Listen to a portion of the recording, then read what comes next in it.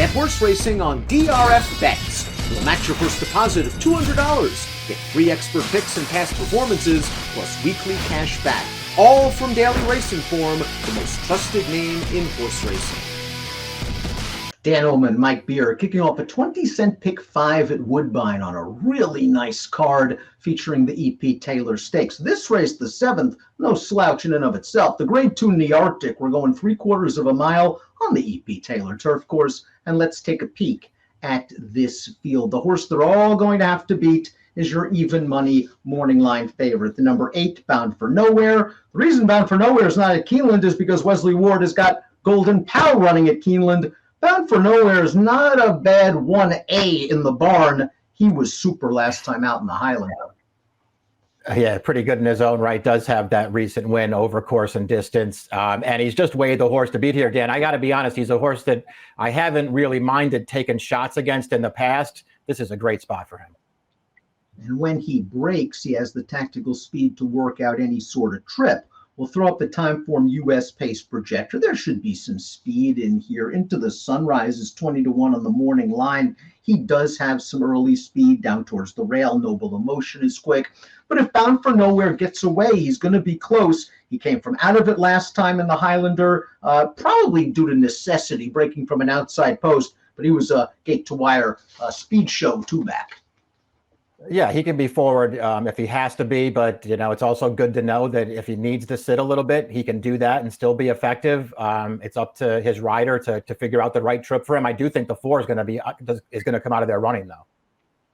Trainer Horatio DePaz does good work with all his horses, especially turf sprinters, and it looks like he has Noble Emotion, a New York bred, feeling fine. He just went through his open second level allowance condition in this race, Saratoga, on August the 27th, a race in which he got relatively close to the pace, and now he's going to run them down just in the shadow of the wire. It was a career best 93 buyer. Now he has to build on that.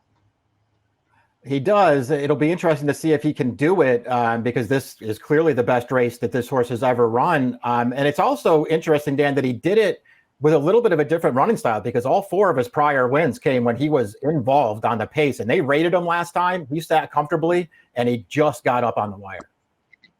The number 2, Ice Chocolat, was a Group 3 winner in his native Brazil, and he finally got over the hump in North America in start number 5 for Mark Casse. Let's watch this 6.5 long sprint at Woodbine. And we see Ice Chocolat sitting in a nice position, turning into the stretch. He's going to forge on by. He finally found a first level allowance field he could beat.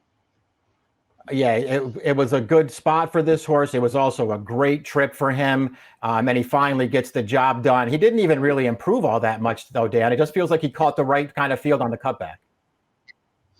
He wins very nicely in here, and he does have some upside potential with some tactical speed. Mike, help me out with the number 3, Wedgewood.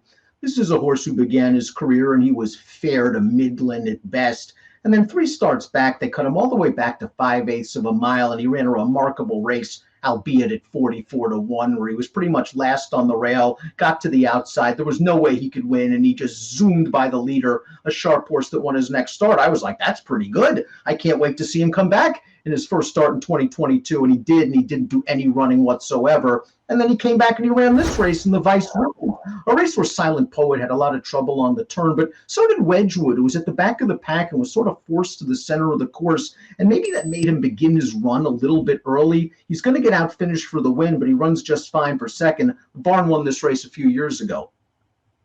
Yeah, he ran well in here. He was. You're so right. He was so impressive in that final start of 2021, though, and it felt like maybe he was ready to start delivering, on some better races anyway, because he's a horse who struggled a little bit in the allowance ranks.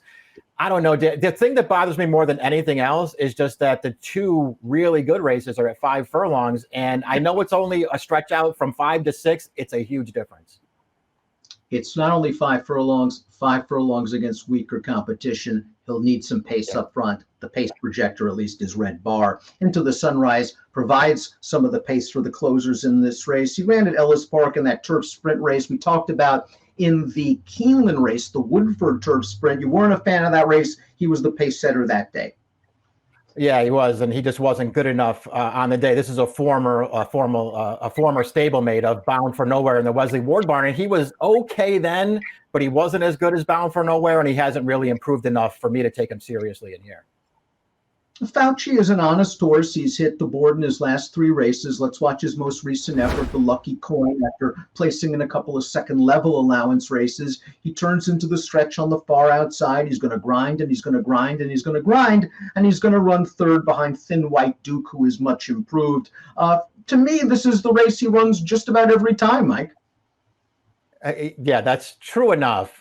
He's going to need to catch some breaks if he's going to beat this field. I thought he ran fine in here. He's not really getting up, but he's closest at the finish of this race. To me, he's a horse who needs firm ground. First of all, I think when he doesn't get firm ground, he doesn't run close to his best.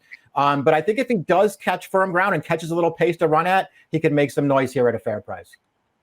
Roaring 40s is always really tough at that allowance level, as he was in his most recent start, going 6.5 furlongs for Woodbine. He went to the lead this day. He is not a need-the-lead type. He can easily sit, but the jock correctly realized there wasn't a ton of pace in here. For a second, it looks like they're all about to swamp Roaring 40s, but he always finds a little more. Yeah, it just keeps holding on. This is a pretty game performance, but you're right. It was a clever ride as well, giving him his best chance to win. I liked the change in tactics there. I think it worked to his advantage. But as you've already pointed out, they don't need to ride him that way. I still didn't think he was good enough. The number 7 Silent Poet won this race in 2020 over a course with some give in it. I think he would appreciate that. I also think he would appreciate it if he could find some of that old early speed. They tried to show it last time out in that Vice region, and he just got eliminated entering the turn. So draw a line through that race. 2 starts back, he was in against a pretty good horse. That Philo D'Ariano's run some impressive races for Cassie, and he pushed him. I think he's going this time, maybe to make the front. Yeah, I think they got to try to use his speed as well. He also didn't even run that poorly in the Highlander when Bound for Nowhere beat him 3 starts back. I do feel like he's lost a step, Dan. He's not quite as good as he used to be. I wonder if he could have a little bit of a flashback here if he gets the right trip.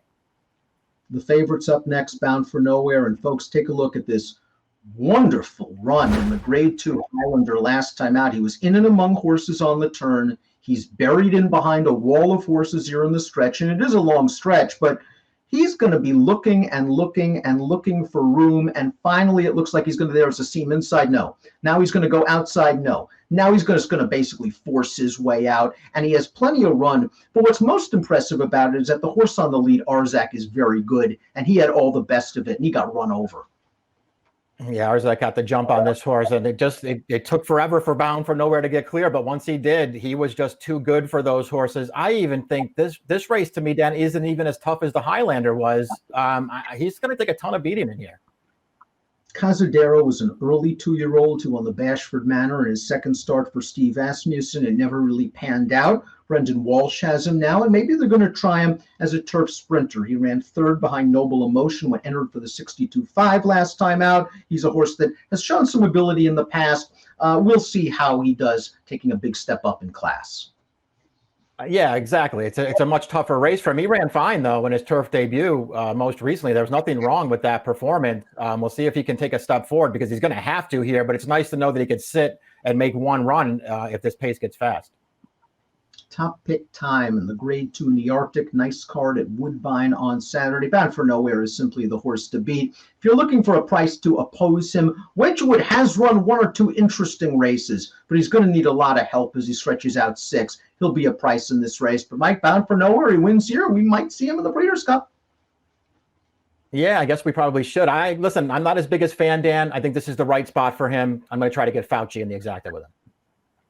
8-5 for Mike. I'm going to go 3-8-1-6. Again, nice card at Woodbine on Saturday. This race is the Nearctic. Best of luck.